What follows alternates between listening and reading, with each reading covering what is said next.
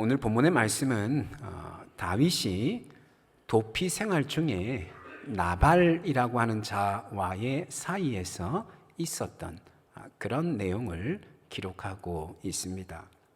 나발은 당시에 엄청난 부자였습니다. 다윗은 그런 나발의 가축떼를 돌보아 주었었는데요. 고대 이스라엘의 목축업은 목동들이 몇 달씩 들에 나가서 가축들과 함께 생활하면서 가축을 돌보는 그런 형태로 이루어졌습니다. 그러다 보니까 항상 약탈자의 노략질이 끊이지 않았습니다. 그래서 다윗이 나발의 가축들을 돌보아 주었고, 그로 인하여서 나발의 목동들은 아주 안전하게 가축들을 돌볼 수 있었습니다. 그리고는 얼마 후에 양털 깎는 날에 다윗이 몇몇 사람들을 나발에게 보내었습니다. 양털 깎는 날이란 어떤 날인가 하면 우리가 가을철에 수확하는 날이 있지 않습니까? 그와 비슷하다 보시면 좋을 것 같습니다. 그래서 성대한 잔치를 벌이고 가난한 이웃들을 돕고 나누는 그런 일을 하였습니다. 다윗은 이때 사람들 며칠 나발에게 보내어서는 자신들이 가축들을 돌보아 준 것에 대한 사례를 요청하였습니다. 당시에는 종종 부자들의 가축을 돌보아 주고는 어느 정도의 사례를 받는 것이 관례로 여겨졌었습니다. 다윗은 함께하는 무리들과 이런 방식으로 아마도 생계를 유지해 갔던 것으로 보여집니다. 다윗을 찾아왔던 무리가 400명이었다 몇 번 말씀을 드렸습니다. 오늘 본문에 보니까 더 늘어나서 600명이 함께했다 말씀을 합니다.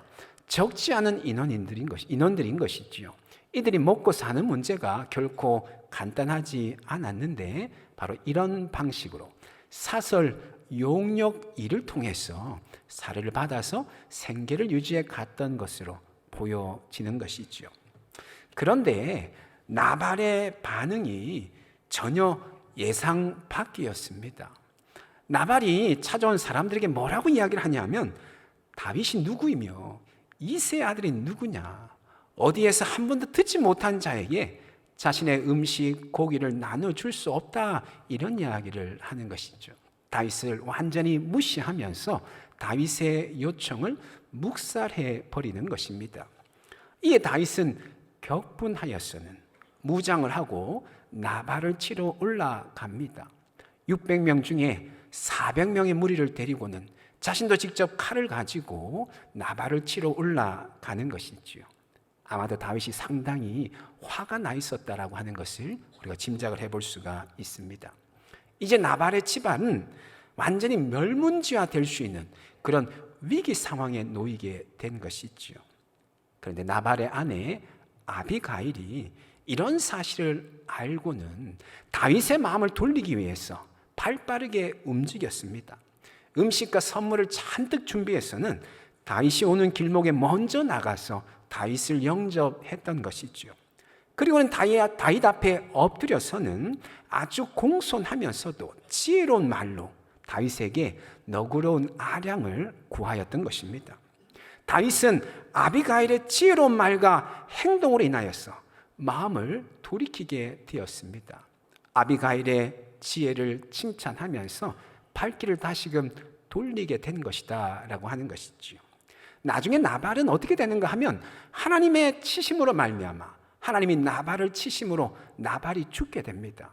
그리고 다윗은 아비가일의 요청을 따라서 그녀를 자신의 아내로 맞이하면서 다윗과 나발 사이의 이야기가 마무리가 되는 것이지요.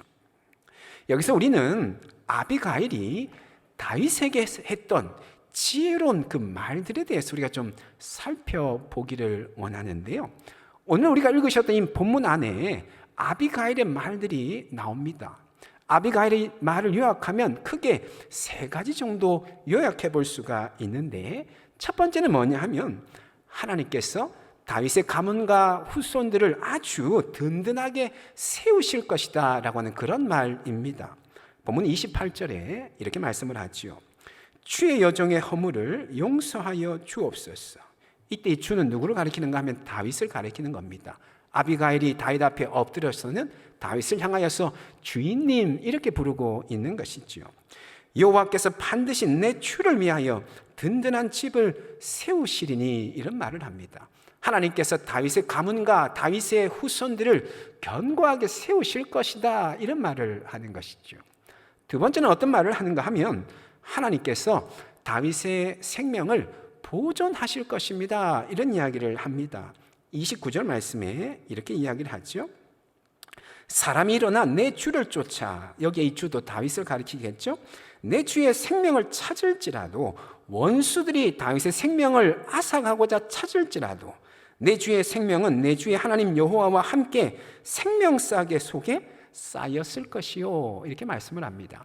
하나님께서 생명싸개로 다윗의 생명을 보존하실 것입니다 이런 말을 하는 것이죠. 그리고 세 번째는 어떤 말을 하는가 하면 하나님께서 다윗을 이스라엘의 지도자의 자리에 세우실 것입니다 이런 이야기를 합니다. 30절 말씀인데요.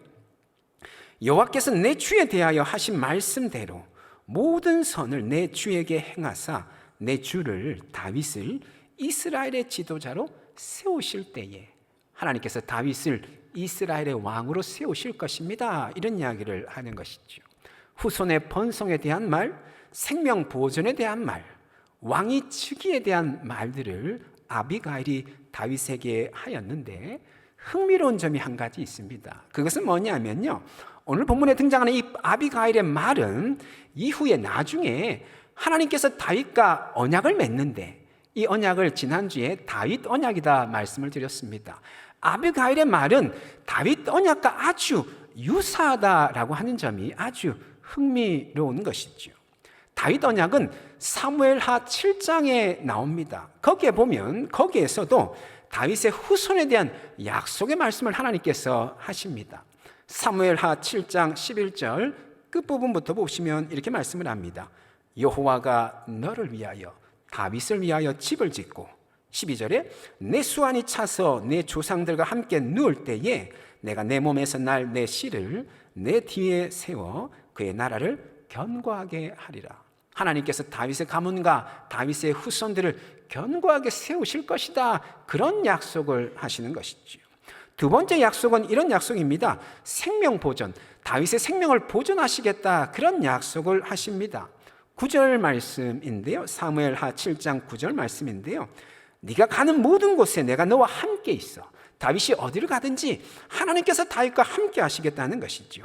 내 모든 원수를 내 앞에서 멸하였은즉 원수의 공격으로부터 다윗을 지켜주셔서 다윗의 생명을 보존하시겠다 약속을 하시는 것이죠. 그리고 세 번째 말씀 약속은 다윗을 이스라엘의 지도자로 세우시겠다 그런 약속을 하십니다. 8절 하반절 말씀인데요. 내가 너를 목장 곧 양을 따르는 데에서 데려다가, 다윗은 원래 양치기였죠. 목동이었죠. 그곳에서 하나님이 데려다가 내 백성 이스라엘의 주권자로 삼고 이렇게 말씀을 합니다. 하나님께서 다윗을 이스라엘의 왕으로 세우시겠다 이렇게 말씀을 하고 있는 것이죠. 오늘 본문의 아비가일의 말은 하나님과 다윗 사이에 맺은 다윗 언약과 아주 유사하다라고 하는 것을 우리가 확인을 해볼 수 있습니다. 어찌 보면 하나님의 신실한 약속을, 다윗을 향한 하나님의 신실한 약속을 아비가일이 앞서서 예고하고 있다 이렇게 볼 수 있는 것이죠. 여러분, 여기서 우리는 아주 중요한 교훈을 한 가지 얻게 됩니다. 그것은 뭐냐면요, 참된 지혜란 무엇인가라고 하는 것입니다. 아비가일이 지혜로운 말과 행동으로 다윗의 그 마음을, 분노의 마음을 돌려놓았다 말씀을 드렸는데, 그 아비가일의 지혜, 참된 지혜란 무엇인가라고 하는 것이죠. 그것은 바로 하나님의 뜻을 분별할 줄 아는 것이다. 본문에서 그렇게 말씀을 해주고 있습니다. 하나님이 원하시고 하나님이 기뻐하시는 것이 무엇인지 알고 그에 부합되게 말하고 행동하는 것, 그것이 바로 참된 지혜이다 그런 말씀인 것이지요. 아비가일은 다윗을 향한 하나님의 뜻을 정확하게 알고 있었습니다. 그리고는 그 뜻에 부합된 말과 행동으로서 다윗의 마음을 돌려놓았던 것이지요. 아비가일이 진정 지혜로운 여인이다, 그렇게 평가를 받는데, 그렇게 평가를 받을 수 있었던 이유가 무엇인가? 근거가 무엇인가? 그녀는 하나님의 뜻을 정확하게 분별할 줄 알았기 때문이었다라고 하는 것이지요. 여러분, 그러기에 우리는 무엇보다도 하나님의 뜻을 알고자 노력해야 될 것입니다. 하나님의 선하시고 기뻐하시고 온전한 뜻이 무엇인지 분별하며 그 뜻에 부합되게 말하고 행동하고자 애를 써야 될 것입니다. 그것이 진정 참된 지혜를 소유하는 길이다라고 하는 그 사실, 그것이 진정 지혜로운 사람이 되는 길이다라고 하는 그 사실을 기억하며 매일의 삶 가운데 하나님의 뜻을 분별하며 그 뜻에 합당하게 살아가고자 애를 써야 되겠다라고 하는 것이죠. 여러분, 우리는 지혜하면 흔히 솔로몬을 떠올리게 됩니다. 솔로몬의 지혜는 시대를 불문하고 최고의 지혜로 그렇게 평가가 되지요. 물론 솔로몬의 지혜는 하나님이 솔로몬에게 주신 하늘 지혜입니다. 하나님께서 솔로몬에게 나타나셔서 무엇을 주기를 원하느냐 물으셨을 때에 솔로몬이 그런 요청을 했죠. 하나님, 지혜와 지식을 주시옵소서. 그래서 하나님께서 솔로몬에게 그 위대한 고귀한 지혜를 주시고 또 부귀와 영화까지 덤으로 주는 그런 내용을 잘 알고 있습니다. 이런 말씀이 역대하 1장에 나오는데요. 그런데 열왕기 상에 보면 이 하나님 주신 지혜를 좀 다르게 표현하고 있습니다. 우리가 잘 알고 있죠. 솔로몬이 그것을 듣는 마음이다, 이렇게 표현하고 있는 것을 우리가 잘 알고 있습니다. 열왕기상 3장 9절 말씀에 이렇게 말씀을 하죠. 누가 주의 이 많은 백성을 재판할 수 있사오리까? 무슨 마음을 종에게 주사? 듣는 마음을 종에게 주사 주의 백성을 재판하여 선악을 분별하게 하옵소서. 이런 말을 합니다. 지혜를 가리켜서 듣는 마음이다, 이렇게 부르고 있는 것이죠. 결국 잘 듣는 것이 지혜의 핵심이다라고 하는 것을 말해주고 있는 것이죠. 물론 여기에서 잘 듣는 마음은 사람들로부터 잘 듣는 것을 의미를 하겠지만, 그러나 그 이면에는 근본적으로 하나님으로부터 잘 듣는 것이 근본적인 전제로 깔려 있는 것으로 보아야 될 것입니다. 잘 듣는 것이 지혜의 핵심이다라고 하는 것이죠. 그러기에 솔로몬은 지혜의 보고라고 하는 잠언에서 이렇게 말씀을 하고 있죠. 잠언 1장 7절 말씀, 우리가 아주 잘 알고 있는 말씀입니다. 여호와를 경외하는 것이 무엇의 근본이라고요? 지식의 근본이거늘 미련한 자는 지혜와 훈계를 멸시하느니라. 하나님을 경외하는 것이 지식의 근본, 지혜의 근본이다 말씀을 하고 있습니다. 이 구절이 잠언서 전체의 주제, 핵심 주제의 구절이지요. 근데 이 말씀을 하고 나서 그 다음 8절에서 무슨 말씀을 하는가 하니까 이렇게 말씀을 이어서 합니다. 내 아들아, 내 아비의 훈계를 뭐하며? 들으며 내 어미의 법을 떠나지 말라, 이런 말씀을 합니다. 아비의 훈계, 어미의 법은 하나님 말씀을 의미를 하는 것이지요. 하나님 경외의 첫 걸음이 무엇인가? 바로 들음이다라고 말씀을 하고 있는 것이죠. 여호와를 경외하는 것이 지혜의 근본인데 여호와 경외의 첫 걸음은 바로 들음에 있다라고 말씀을 하고 있는 것입니다.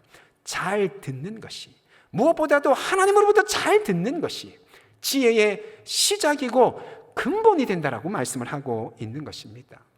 여러분, 참된 지혜는 하나님의 뜻을 잘 분별하는 것이다 말씀을 드렸습니다. 여러분, 우리가 어떻게 하나님의 뜻을 잘 분별할 수 있을까요? 하나님께 잘 들어야 되는 것이죠. 주님의 음성에 귀를 기울여야 될 것이고 주님의 마음에 우리의 귀를 기울여야 되는 것입니다. 하나님으로부터 잘 들을 때에 하나님의 뜻이 무엇인지 알 수 있는 것이죠. 하지만 여러분, 사실 우리는 생각보다 잘 들으려고 하지 않습니다. 듣는 것이 너무나도 중요한데 우리 자신들 돌아보면 잘 들으려고 하지 않는다는 것이죠. 예전에 제가 어느 세미나에 참석을 했는데 앞에서 진행하는 강사분이 이런 걸 시키는 겁니다. 뭘 시키냐면 두 사람씩 짝을 지어가지고 말씀 묵상한 것을 함께 나누라고 시키는 겁니다. 그래서 세미나 참석했던 분들이 두 사람씩 짝을 지어서 말씀 묵상하고 그것을 함께 나누었습니다. 그리고 나서는 전체 조원들이 함께 이제 묵상한 것을 나누라 그렇게 시키는 거죠. 그런데 이번에는 자기가 묵상한 것을 나누는 게 아니고 자기 짝이 나눈 것을 나누라고 그렇게 시키는 것이죠. 다시 말해서 짝에게 들은 것을, 짝이 묵상한 것, 그거 들은 것을 나누라고 시키는 겁니다. 그러자 어떤 일이 일어났냐 하면 조마다 당사자들이 본인들이 다시 설명하거나 정정하는 일들이 빈번하게 일어나게 되었습니다. 나누고 났더니만 옆에 원래 이야기했던 사람이 사실은 이런 의미인데요, 제가 조금 더 자세하게 설명을 드리겠습니다. 이런 일들이 조마다 빈번하게 일어나게 되었다라고 하는 것이죠. 그러자 강사가 이런 말을 하는 겁니다. 여러분, 이처럼 우리는 생각만큼 잘 들으려고 하지 않습니다. 듣는 것이 너무나도 중요하다고 하는 것 잘 알지만 실상 우리 자신들 보면 생각만큼 잘 들으려고 하지 않습니다. 그런 이야기를 하는 거죠. 세미나에 참석했던 모든 분들이 강사 이야기에 공감했던 적이 있습니다. 여러분, 잘 들으려면 먼저 내 생각을 내려놓아야 됩니다. 내 생각을 내려놓고 상대방의 말에 집중해야 되는 것이죠. 상대방의 말에 나를 완전히 내어주어야 됩니다. 그럴 때에 상대방의 말을 잘 들을 수 있습니다. 여러분, 잘 듣는 것이 지혜의 첫걸음이고 핵심이다라고 말씀을 드렸는데, 우리가 하나님께 잘 듣기 위해서는 무엇보다도 우리의 생각을 내려놓아야 되는 것이죠. 내 생각을 내려놓고 하나님의 뜻과 하나님의 마음에 집중해야 됩니다. 하나님 무엇을 원하시는지, 하나님 무엇을 기뻐하시는지 귀를 기울여야 된다는 것이죠. 그럴 때에 하나님의 뜻을 분별할 수 있고, 그럴 때 우리도 또한 지혜로운 사람이 될 수 있는 것이죠. 바라기 날마다 하나님 뜻을 잘 분별하시되 하나님께 늘 집중하여 귀를 기울여 들으심으로 하나님 뜻을 잘 분별하시고 참 지혜의 사람들이 다 될 수 있기를 간절히 소망합니다. 아비가일이 지혜로운 말과 행동으로 다윗의 그 마음을 돌려놓고 자신이 처한 환경과 상황들을 바꿔 놓았던 것처럼 우리 또한 하나님의 뜻을 분별하고 하나님께 귀를 기울여 들으심으로 참 지혜의 사람이 되어져서 가는 곳마다 누구를 만나든지 사람들의 마음을 돌려놓을 뿐만 아니라 우리가 처한 환경과 상황들을 바꿀 수 있는 지혜의 사람들이 다 될 수 있기를 예수님의 이름으로 축원합니다. 그런데 여러분, 본문의 다윗에게 대해서도 우리가 좀 주목해 볼 필요가 있을 것 같은데요. 나발의 반응을 듣고 다윗이 분개하였다, 이런 말씀을 드렸었습니다. 다윗의 분노가 얼마나 컸었는지를 우리가 짐작할 만한 그런 구절이 오늘 우리가 읽으신 본문 바로 앞에 22절에 다윗의 분노가 얼마나 컸는가 짐작할 수 있는 그런 내용이 나옵니다. 22절에 보니까 이렇게 말씀을 합니다. 다윗이 하는 말이죠. 내가 그에게 속한 나발에게 속한 모든 남자 가운데 한 사람이라도 아침까지 남겨두면 하나님은 다윗에게 벌을 내리시고 또 내리시기를 원하노라 하였더라, 이런 말을 하였습니다. 나발 가문의 모든 남자들을 다 몰살시키겠다는 것이지요. 만일 아침까지 한 사람이라도 살아있다라고 한다면 하나님께서 자신에게 벌을 내리시도록 기도할 정도로, 간구할 정도로 다윗이 몹시 분노하고 있었던 것이죠. 그런데 여러분, 다윗의 이런 모습은 우리에게는 참 낯선 모습이 아닐 수 없습니다. 왜냐하면 이제까지 우리가 보아왔던 다윗은 참 온화한 사람이었기 때문에 그런 것이죠. 지난주에도 우리가 그런 말씀을 살펴보았습니다. 다윗이 사울을 죽일 수 있는 그런 절호의 기회를 맞이하였지만 다윗은 어떻게 하였냐 하면 하나님의 주권 앞에 온전히 엎드림으로 사울을 오히려 살려주었던 그런 말씀을 함께 살펴보았습니다. 원수 같은 사울을 살려줄 정도로 다윗은 참 너그러운 아량을 소유하였던 그런 사람이었던 것이지요. 그런데 오늘 본문에 와서는 그렇지를 않습니다. 상당히 분노하고 있습니다. 격분하고 있습니다. 상당히 낯선 모습이 아닐 수 없는 것이지. 여러분, 여기서 우리가 놓치지 않아야 될 중요한 사실이 하나 있습니다. 그것은 뭐냐면요, 다윗 또한 엄연히 연약한 인간에 불과하다라고 하는 사실인 것이죠. 죄성을 지니고 있는, 다윗 또한 죄성을 지니고 있는 죄인이다라고 하는 사실입니다. 다윗이 아무리 탁월하고 아무리 훌륭한 사람이라고 할지라도 결코 완벽할 수 없다는 것이죠. 적지 않은 어두운 측면들이 다윗에게도 있는 것이죠. 그리고 그 어두운 측면이 오늘 본문에서 나발과의 사이에서 그대로 표출되고 있다라고 하는 것이죠. 그런데 더 중요한 사실은 성경은 바로 이때 다윗을 향한 하나님의 신실한 언약을 선포하고 있다라고 하는 것입니다. 다윗이 아주 연약한 죄성을 드러내고 있는, 어떻게 보면 아주 밑바닥에 가 있는 그런 연약한 본성을 드러내고 있는 그 지점에서 아비가일의 입을 통하여서 다윗을 향한 신실한 언약을 선포하고 계신다라고 하는 것이지요.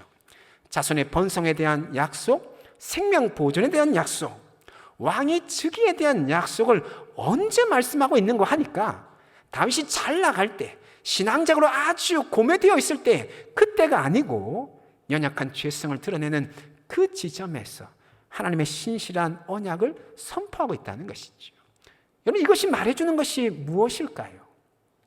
내가 하는 것이 아니라는 것입니다. 내가 하는 것이 아니라 하나님이 하시는 것이다라고 하는 것을 지금 말씀하고 있는 것이지요. 다윗이 많은 사람들에게 추앙을 받고 지지를 받는 것도, 지난한 도망자의 삶인데 그것을 잘 버텨낼 수 있는 것도, 자신을 죽이고자 달려드는 사울에게 너그러운 아량을 베풀 수 있었던 것도, 마침내 이스라엘의 지도자의 자리에 세워지는 것도, 그 모두가 다 하나님의 한량없는 은혜의 결과이다라고 하는 것을 말씀하고 있는 것이죠. 결코 다윗이 잘나서, 다윗이 탁월해서 그런 것이 아니다라고 하는 것을 성경은 우리에게 말씀하고자 한다는 것입니다. 그것을 결코 놓치지 않아야 함을 강조하기 위해서 다윗의 연약함과 함께 하나님의 신실한 언약을 선포하고 있다라고 하는 것이죠. 여러분, 우리 그리스도인들은 은혜로 사는 자들인 줄로 믿습니다. 내 의지와 내 힘으로 사는 것이 아니라 하나님이 공급하시는 하나님의 그 한량없는 은혜와 사랑으로 사는 줄로 믿습니다. 그래서 성경에 보면 많이 등장하는 문법이 하나 있습니다. 성경 문법. 이전에도 언젠가 한번 말씀을 드린 적이 있는 것 같은데요. 신적 수동태라고 하는 문법이 성경에 많이 등장을 합니다. 신적 수동태라고 하는 것은 어떤 문법인가 하면 행동의 주체가 하나님이십니다. 그런데 하나님의 이름을 함부로 거론하지 않기 위해서 그 행동의 주체이신 하나님을 숨기는 것이죠. 예를 들어서 이런 것입니다. 애통하는 자는 복이 있나니 그들이 위로를 받을 것이요. 그들을 위로하는 자가 누구인가 언급하고 있지는 않습니다. 하지만 우리는 잘 알고 있죠. 하나님께서 그들을, 애통하는 자들을 위로할 것이다라고 하는 것을 알 수 있습니다. 이처럼 행동의 주체이신 하나님을 숨기는, 그러면서도 하나님이 주체가 되신다라고 하는 것을 드러내는, 그것을 가리켜서 신적 수동태다, 보통 그렇게 부르는데, 여러분, 우리 인생은 그처럼 신적 수동태의 인생인 것이죠. 내가 주인이 되어서 내 삶을 주도적으로 이끌어가는 그런 인생이 아니라 하나님이 내 삶의 주인 되셔서 내 삶을 주도적으로 이끌어 가시는 그런 삶이다라고 하는 것이죠. 우리는 다만 하나님의 주도하심에 반응하며 순종하며 살아가는 그런 인생인 것입니다. 혹자는 이 신적 수동태의 삶을 이렇게 표현을 하였습니다. 되어지는 삶이다, 이렇게 표현하였습니다. 되어지는 삶이라는 것이죠. 하나님의 뜻대로 되어지는 삶이 바로 우리 그리스도인들의 삶이라는 것입니다. 내 뜻과 내 마음, 내 의지대로 하려는 삶이 아니라, 내가 하려는 삶이 아니고 하나님의 뜻과 하나님의 계획을 따라서 되어지는 삶이 우리 그리스도인들의 인생이다, 그렇게 말하였던 것이죠. 사랑하는 여러분, 우리의 삶의 전권을 날마다 하나님께 내어드릴 수 있는 저와 여러분 다 될 수 있기를 간절히 소망합니다. 우리가 만들고 우리가 상상할 수 있는 그 어떤 것과도 비교도 할 수 없을 정도로 하나님께서 참으로 놀라운 인생으로 우리의 삶을 빚어가시고 만들어가시고 주도해 가실 줄로 믿습니다. 내 삶의 전권을 하나님 앞에 내어드릴 때에 하나님이 그렇게 우리 인생을 빚어가시고 이끌어 가실 줄로 믿습니다. 저와 여러분의 인생이 하나님의 뜻대로 되어져 가는 그런 인생 되어지기를 예수님의 이름으로 축원합니다. 아멘.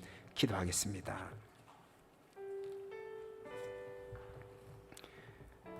우리 시간 함께 말씀 붙잡고 기도하기를 원합니다. 아비가일의 지혜로운 모습을 보면서 참 우리에게도 지혜가 있어야 되겠구나, 지혜로운 사람이 되어야 되겠구나 생각을 하게 됩니다. 아비가일이 다윗의 분노의 마음을 돌려놓고 환경과 상황을 바꿀 수 있었던 것처럼 우리 또한 지혜의 사람이 되어서 우리가 만나는 사람들의 마음을 하나님께로 돌이킬 뿐만 아니라 환경과 상황들을 바꿀 수 있는 그런 삶을 살기를 원합니다. 참된 지혜는 하나님의 뜻을 분별할 줄 아는 것이다. 하나님의 뜻을 분별하기 위해서는 잘 들어야 된다는 말씀을 함께 나누었는데, 성령 하나님 우리의 심령 주장하시고 인도하여 주시되 내 생각, 내 의지 내려놓고 하나님께 집중하며 하나님께 잘 듣는 우리들 되어줄 수 있도록 주님 인도하여 주시옵소서. 특별히 하나님, 다윗의 모습을 보면서 우리 인생은 내가 주도하는 인생이 삶이 아니라 하나님이 주인 되셔서 하나님이 주도하시는 그런 삶이라고 하는 것을 다시 한번 깨닫게 되었습니다. 내 삶의 전권을 하나님 앞에 내어드릴 줄 아는 우리들 되게 하여 주시옵시되, 우리의 생각보다 우리의 생각과는 비교도 할 수 없을 정도로 참으로 아름답고 놀랍도록 우리의 삶을 인도하시는 하나님의 그 빚어가시는 되어지는 삶을 살아가는 우리 모두가 다 될 수 있도록 하나님 인도하여 주시옵소서. 이 시간 우리 말씀 붙잡고 함께 기도하며 나가기를 원합니다. 기도하시겠습니다. 거룩하신 하나님 아버지, 오늘도 주의 말씀 가운데 우리를 붙드시고 인도하여 주시어서 참으로 감사를 드립니다.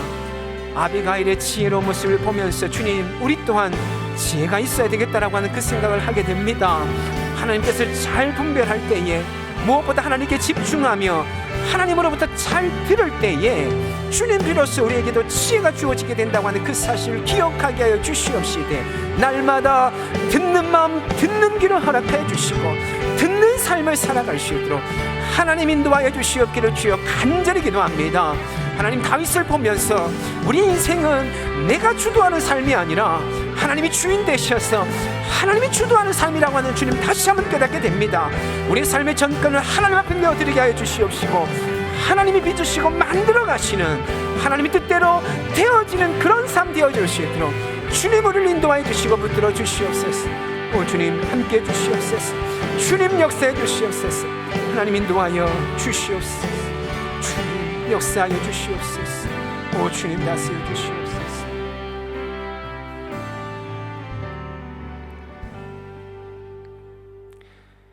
거룩하신 하나님, 오늘 아비가일의 지혜로운 모습을 보면서 우리에게도 무엇보다 지혜가 있어야 됨을, 지혜로운 사람이 되어야 됨을 주님 깨닫게 됩니다. 하나님 뜻을 잘 분별할 때에, 하나님께 잘 들을 때에 온전히 집중하여 들으려고 하는 마음과 자세가 있을 때에 참 지혜의 사람이 될 수 있음을 주님 다시 한번 깨닫게 됩니다. 하나님 우리에게 지혜를 허락하시되 아비가일처럼 만나는 사람들의 마음을 하나님께로 돌이킬 줄 알게 하시고 우리가 처한 환경과 상황들을 바꾸는 삶을 살아갈 수 있도록 주님 인도하여 주시옵소서. 분노하는 다윗의 모습 참 낯선데, 하나님 우리 인생은 내가 주도하는 삶이 아니라 하나님이 주인 되셔서 하나님이 주도하는 삶이라고 하는 것 다시 한번 깨닫게 됩니다. 내 삶의 전권을 하나님 앞에 날마다 내어드릴 줄 아는 우리들이 되게 하여 주시옵시되, 하나님이 빚으시고 만들어 가시는 하나님의 뜻대로 되어지는 삶을 살아가는 우리 모두가 다 될 수 있도록 하나님 인도하여 주시옵소서. 한 주간에도 그와 같은 은혜를 누리는 우리 모두가 다 될 수 있도록 주님 역사하여 주시옵소서. 감사를 드립니다. 예수님의 이름으로 기도합니다. 아멘.